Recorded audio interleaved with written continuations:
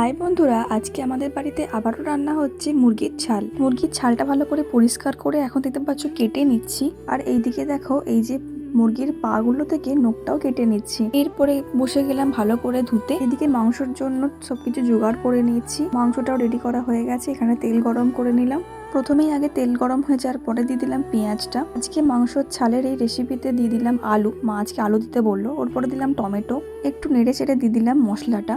এর মধ্যে সব রকম দিয়ে মশলাটা করেছি। আগের বারে তোমরা কমেন্ট করেছিলে যে রান্না করছো কিন্তু রান্নাতে মশলা কোথায়, তাই আমি তোমাকে রিপ্লাইটা দিচ্ছি।